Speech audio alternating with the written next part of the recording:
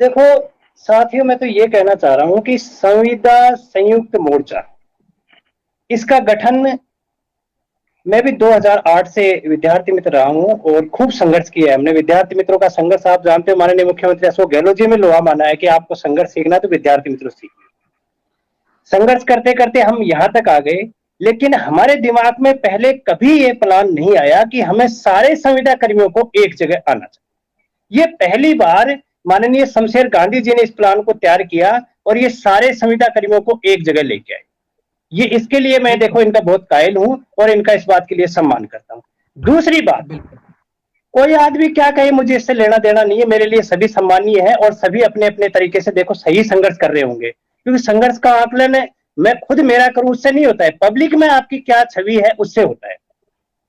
शमशेर जी के पास जब हम गए शहीद स्मारक पे पहली बार, शमशेर जी को मैंने कहा कि भाई साहब ये मामला है। बोले प्रवीण, ये जो यहाँ मेरे साथी बैठे हैं, ये हो सकता है कि तेरी सपोर्ट करें ना करें क्योंकि यहाँ पे सबके निजी स्वार्थ है, लेकिन मैं तुझे कहता हूं कि मेरा लहू तेरे लिए इसलिए बहेगा कि तेरे साथ संविदा कर्मी है 27,000, इसलिए मैं तेरे साथ रात दिन खड़ा रहूंगा, तुम यहाँ धरने पे बैठो। हम बैठे, सारे संविदा कर्मियों के लिए इन्होंने अच्छा सोचा, रही प्लान तैयार किया, बहुत अच्छी बात है, इसके लिए हम शमशेर गांधी जी के आभारी हैं और इनको धन्यवाद देते हैं कि उन्होंने 300 PL, जिनका रेट हमने टीचरों से पता लगाया तो वो बताते करीब 10 लाख रुपए इन्होंने अपने लगा दिए हैं संविदा कर्मियों के लिए।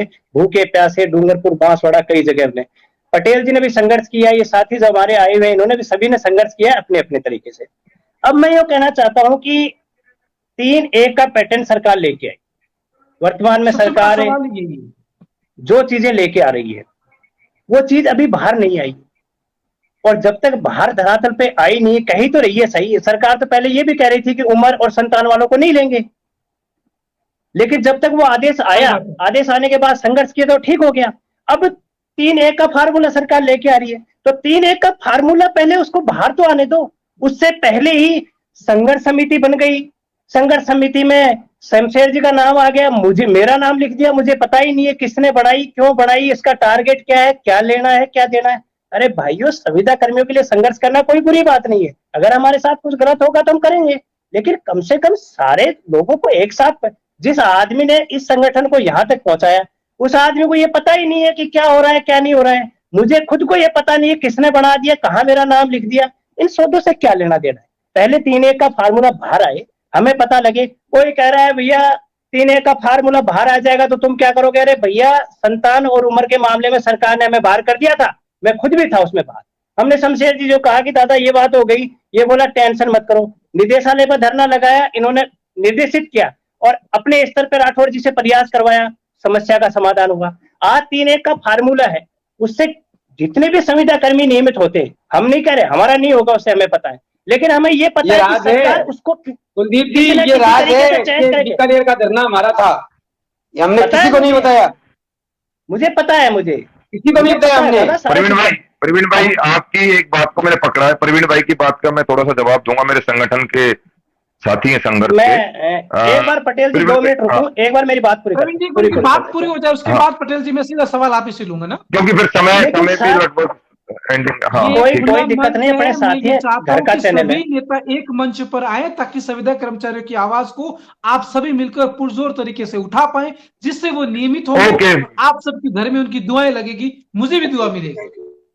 प्रवीण जी पहले तो मैं बताऊं कि देखो एक बात है, मैंने अपने 13-14 सालों में संघर्ष के दौरान बहुत नेता देखे हैं और मैं बहुत लोगों के साथ रहा हूं। मैंने 76 दिन धरना लगाया, शमशेर जी के साथ मैं और पटेल जी वहां बैठे, तो मेरे संगठन के नेता आया नहीं कोई, हम भूखे पैसे वहां पड़े रहे, रात दिन सड़कों पर रहे, लेकिन हमें किसी ने देखा नहीं आके। जब हम 65 दिन 70 दिन पे पहुंच गए तब एक दिन आते, फिर अचानक 34 दिन बैठे रहे बीकानेर, भूखे पैसे सर्दी में, जनवरी में। हम जानते हैं हमने वो पीड़ाएं कैसे झेली, लेकिन हमें किसी ने देखा नहीं। अब अचानक कोई आके कह दे कि हम 1,10,000 का नेतृत्व कर रहे हैं और आप आइए हमारे साथ, तो हम कैसे मानेंगे इस बात को कि ये सत्य सही हो रहा है और गलत हो रहा है, वो भी उस समय जब सरकार का कोई आदेश बाहर नहीं आया है। 3-1 का फार्मूला सरकार लेके आएगी तो उसमें चेंज होगा, क्यों नहीं होगा चेंज? क्या हमारे अंदर इतनी औकात नहीं है? शमशेर भालू जी ने जब इतना काम किया है, उनका हौसला 1,10,000 कर्मचारी हैं, तो हम खड़े रहेंगे। जब इन्होंने पीछे से आगे हमें यहां तक ले गया है, तो हम फिर विश्वास दिलाते हैं 1,10,000 संविदा कर्मी आपके पीछे रहेंगे, आप इसको भी ठीक करवाइए। और राठौड़ साहब ने भी खुद इनको आश्वस्त किया है कि एक भी संविदा कर्मी को नहीं छोड़ेंगे।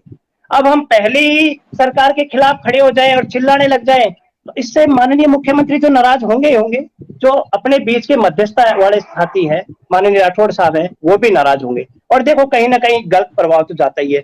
मेरे हिसाब से तो जो भी ऐसा काम होना था वो सबकी राय से और मशवरे से होना चाहिए था, ताकि सभी संविदा कर्मियों का भला हो। हमें अपने हिसाब से अगर कोई काम करेंगे तो मेरे ख्याल से तो ये उचित नहीं है। बाकी देखो आप सभी लोगों की मर्जी है, और मैं तो माननीय शमशेर जी को धन्यवाद देना चाहता हूँ। मैं तो इस मामले में इनका कायल हूँ, क्योंकि इन्होंने अपनी सोच से जो संविदा कर्मियों के लिए किया है वो बहुत अच्छा किया है, और मुझे पूर्ण विश्वास है कि सरकार के साथ साथ ये आगे भी अच्छा करेंगे। क्योंकि धरातल पर मतलब 100 दिन 90 दिन तक खाना नहीं खाना, अपना पूरा जीवन झोंक देना, ये हर आदमी की बस की बात नहीं होता है, बहुत टेढ़ा काम होता है। एक आके कुछ समय के लिए भाषणबाजी करना अलग चीज होता है, धरातल पे रात दिन जब सोते हैं, मैं 34 दिन अभी सर्दी में बीकानेर सो के आया हूँ, मैं जानता हूँ मैंने वो रातें कैसे गुजारी हैं।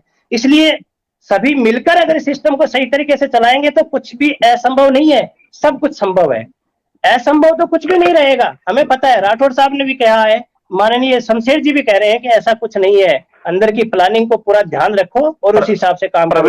लेकिन अगर प्लानिंग तोड़ के काम करेंगे, प्रवीण जी अपनी बात प्लानिंग। प्रेम जी बोलना चाह रहे थे बीच में, तो प्रेम जी अपनी बात पूरी करें। प्रेम जी बोल रहे थे बीच में। प्रेम जी समय। प्रवीण जी ने बात रखी कि राठौड़ साहब ने बोल दिया ऐसा हो जाएगा। प्रवीण जी मैं आपसे ये कहना चाहता हूं कि आज तक कितने ही नेता, चाहे बीजेपी के हो चाहे कांग्रेस के हो चाहे मंत्री हो, सबने आश्वासन दिया है, सबने ये कहा है आपकी हम आपका काम कराएंगे। सर आवाज नहीं आ रही है? कुलदीप जी आवाज नहीं आ रही मेरी? आ रही आवाज क्लियर करो आप। आवाज नहीं आ रही सर? पहले भी